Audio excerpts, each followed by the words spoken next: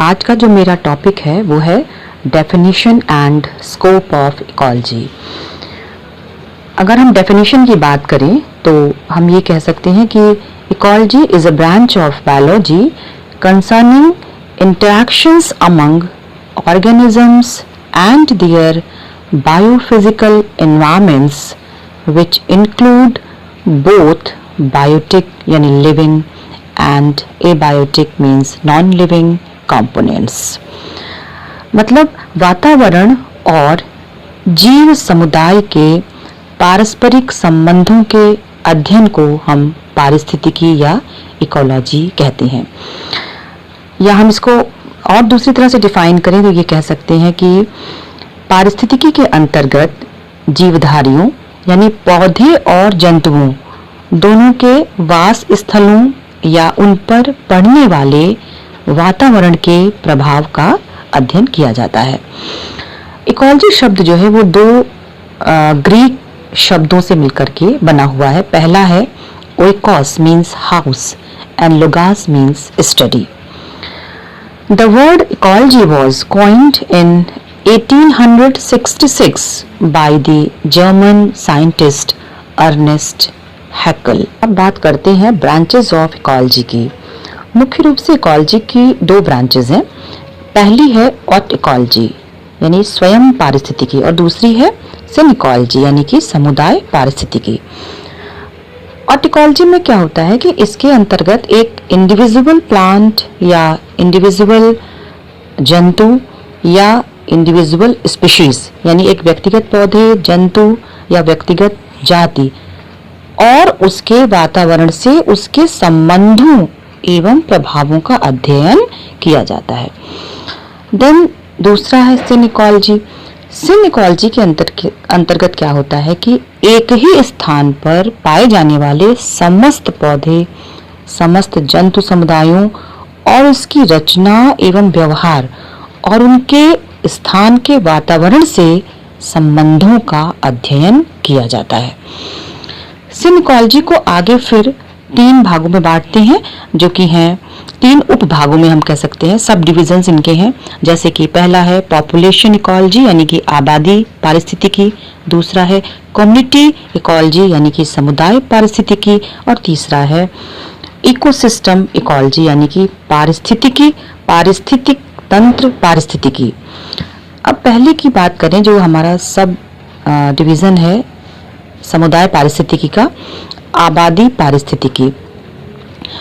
Population ecology के अंतर्गत किसी स्थान पर एक ही पादप या जंतु जाति विशेष प्लांट और एनिमल स्पीशीज के संपूर्ण सदस्यों द्वारा निर्मित आबादी तथा इससे वातावरण के संबंधों एवं प्रभावों का अध्ययन किया जाता है। अब बात की जाए कम्युनिटी इकोलॉजी की तो कम्युनिटी इकोलॉजी के अंतर्गत किसी स्थान पर पाए जाने वाले सभी जाति के जीवधारियों पादपों जंतुओं जीवाणुओं और कवकों आदि की आबादियों द्वारा निर्मित जो जैविक समुदाय होता है बायोटिक कम्युनिटी होती है तथा इससे वातावरण के संबंधों का अध्ययन किया जाता है। अब जो तीसरा है इकोसिस्टम इकोलॉजी यानी कि इकोसिस्टमोलॉजी भी हम इसको कह सकते हैं यानी कि पारिस्थितिक तंत्र पारिस्थितिकी। इसके अंतर्गत किसी स्थान के पारिस्थितिक तंत्र के जीवीय यानी बायोटिक और अजीवीय यानी कि एबायोटिक घटकों के पारस्परिक संबंधों तथा इन घटकों के माध्यम से पारिस्थितिकी तंत्र में ऊर्जा के प्रभाव यानी कि एनर्जी फ्लो, तत्वों के चक्रीकरण यानी कि साइक्लिंग ऑफ मिनरल्स और फूड वेब यानी खाद्य जाल आदि का अध्ययन किया जाता है।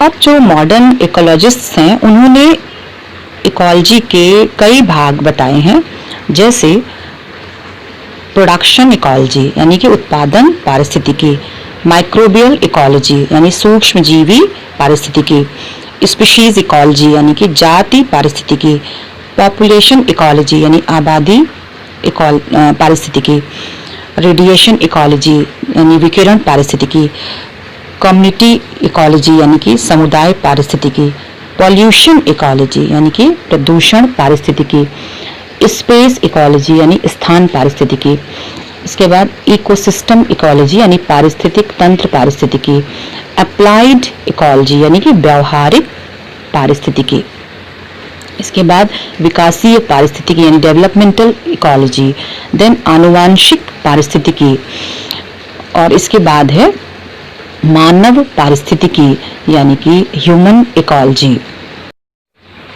कुछ ऐसे इकोलॉजिस्ट्स भी हैं जिन्होंने इकोलॉजी को हैबिटेट के आधार पर दो भागों में डिवाइड किया है। ये जो वर्गीकरण है, उन्होंने पहला जो भाग किया था वो है एक्वेटिक इकोलॉजी और दूसरा है टेरेस्ट्रियल इकोलॉजी। एक्वेटिक इकोलॉजी में, एक्वेटिक का मतलब है यानी जल, पानी, तो इसके अंतर्गत स्वच्छ जो अलवणीय जल की पारिस्थितिकी होती है यानी कि फ्रेश वाटर इकोलॉजी होती है, और खारे और समुद्री जल की पारिस्थितिकी यानी मैरीन इकोलॉजी, ये दोनों आती हैं। तो आगे चल के एक्वेटिक इकोलॉजी को इन्होंने फिर दो भागों में बांटा। पहला है फ्रेश वाटर इकोलॉजी और दूसरा है marine ecology. Fresh water ecology में फिर कई इन्होंने भाग किए, जैसे पोन्ड इकोलॉजी यानी कि तालाब की इकोलॉजी, तालाब की पारिस्थितिकी, इसी तरह से स्ट्रीम इकोलॉजी यानी कि सोते की पारिस्थितिकी, उसके बाद नदी की पारिस्थितिकी यानी कि रिवर इकोलॉजी। उसके बाद टेरेस्ट्रियल इकोलॉजी जो दूसरा इन्होंने भाग किया, इसके अंतर्गत इन्होंने स्थल पर पाए जाने वाले सभी आवास जो स्थान है उसके अंतर्गत जो पारिस्थितिकी आती है उनको लिया।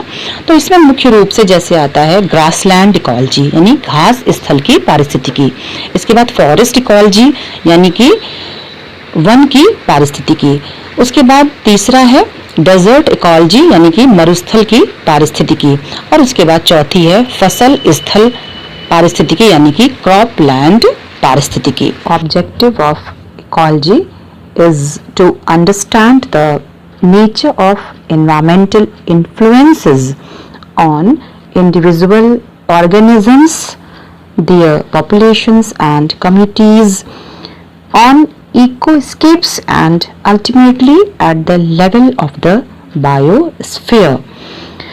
And the main concept of ecology is how organisms interact with their environment and other organisms. The main scope or the main areas of ecology are biotic, quantitative, climatic, both physical as well as chemical, genetics and evolutionary, and taxonomic.